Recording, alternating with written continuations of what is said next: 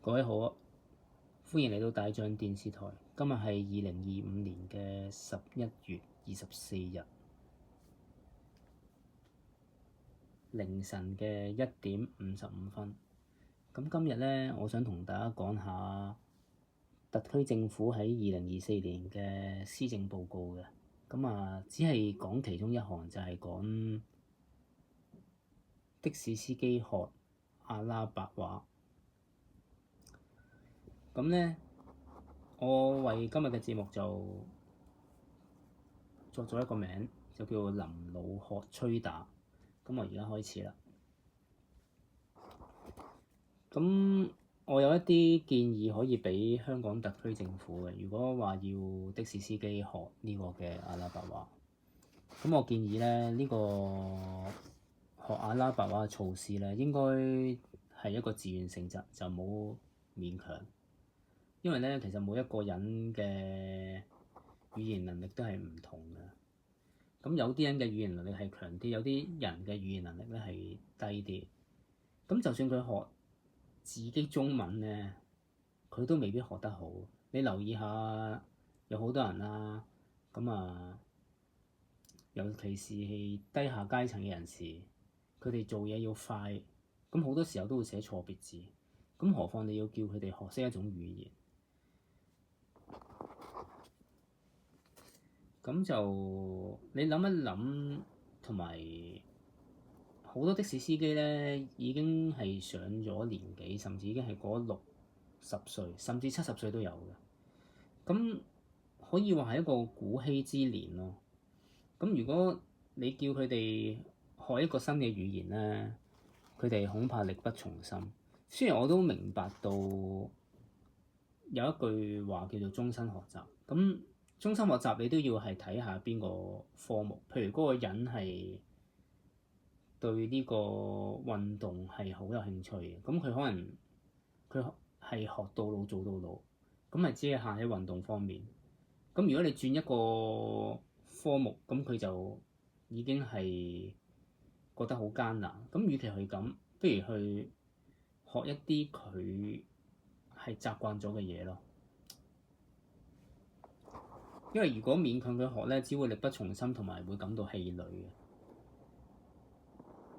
咁有一啲長者啊，或者有啲，尤其是係今集嘅話題講的士司機啦，咁佢會認為係唔值得，因為佢如果真係要學熟一種語言咧，係真係要喺嗰個課堂上邊學習，譬如每一日抽2個小時去學。咁先會學得精通嘛。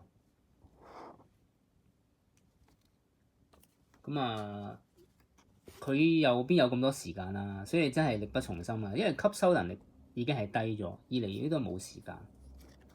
咁我建議佢係最多學一啲簡單嘅句式咯，譬如阿拉伯文有一句係祝福其他人，叫做願上帝保守你平安。咁如果係嗰個的士司機係比較年輕力壯嘅，咁佢都仲可以抽到時間，即係放工仲有精力去學其他語言。咁仲有一樣嘢喎，咁如果學阿拉伯文，仲要唔要學埋其他，譬如印尼文啊、菲律賓文啊咁樣呢？咁其實特首阿李家超先生佢話要學阿拉伯文，其實係咪要配合佢整個策略，就係主力去發展阿拉伯嘅經濟，咁就吸引中東國家嘅朋友嚟投資咧。咁所以我會推斷其實李特首會係想向中東國家發展咯。咁所以佢先至會推動啲的士司機學阿拉伯文。咁除咗的士司機之外，咁茶餐廳咧，或者係其他嘅行業咧，其實餐廳應該要學識阿拉伯文添。如果佢係專做阿拉伯食品嘅話，咁同埋學識呢個阿拉伯文之後咧，香港經濟會唔會有一啲積極嘅作用咧？我點解我會咁樣提出呢個疑問咧？就係因為的士司機咧，其實佢算係一個物流業。咁如果係分上中下游嘅行業，咁的士司機都係屬於比較下游嘅行業啦。咁主要係佢做一個運送客人嘅服務。咁如果想加強呢個香港嘅經濟實力咧，本人建議係香港特區政府可以深化同阿拉伯國家之間嘅貿易，例如引入中東嘅金融機構來港啦。咁我哋只要喺呢個重要貿易上邊得到利益咧，咁可以對香港起到一個好積極嘅作用，同埋提振到香港嘅經濟咯。咁我哋就要首先考慮一樣嘢，就係自己知己知彼先至成功㗎嘛。咁我哋本身有冇乜嘢嘢可以同阿拉伯國家係交換咧？咁做生意係要雙贏啊嘛。咁阿拉伯國家嚟香港投資，咁佢可以得到咩利益啊？如果佢哋嚟到香港係獲利嘅話，佢好自然就會喺香港投資，而呢種嘅經濟活動係會帶動咗成個香港嘅經濟啦。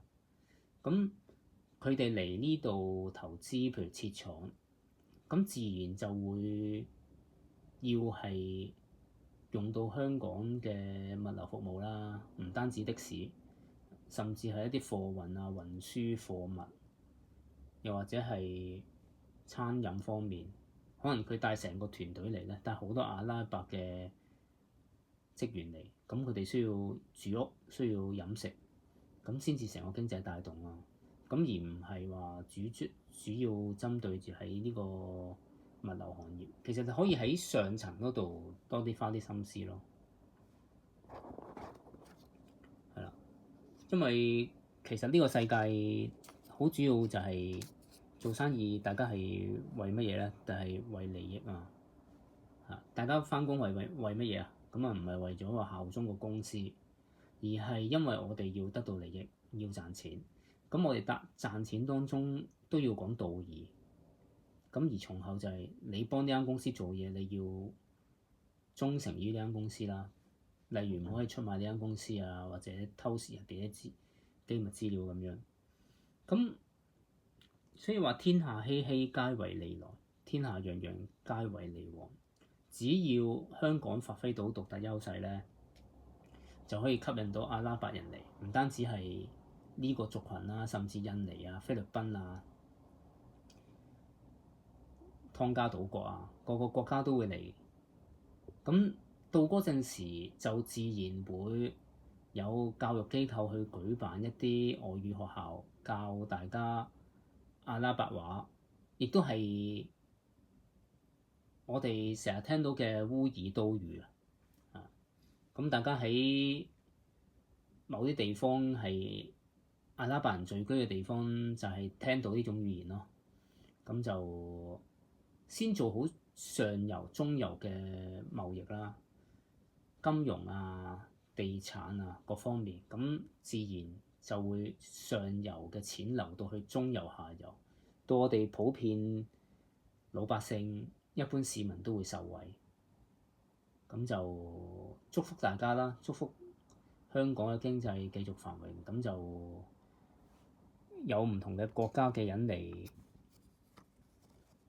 貿易，就好似以前唐朝咁樣萬方來朝，因為個個國家都尊重中國啦，咁就希望喺中國上邊都得到利益，咁就有一個互惠互利嘅關係，咁就達到互相尊重啦。咁我哋尊重佢去學阿拉伯話，咁阿拉伯人都會去學返我哋嘅國語啊，或者叫普通話。咁我相信外國人當中都有好多人係仰慕我哋中國文化，咁就喺經濟活動，從而咧就帶動到個文化活動啦。咁啊，大家如果有認識一啲外國朋友嘅話咧，你會發現有一啲外國朋友係好精通漢語嘅，甚至對外國嘅文化都非常之認識。即係我意思係話，佢哋係阿拉伯人，但係對中國文化，即係喺佢哋眼中，中國係外國嚟㗎嘛。佢哋對中國文化都非常之熟悉嘅，對中國嘅歷史啊、文學、哲學非常之認識，甚至乎比某啲中國人更加優勝嘅喎。咁就祝福大家啦，係香港同其他嘅國家或者地區係有更頻繁嘅貿易活動，有更加好嘅交流。咁今集講到呢度，多謝大家。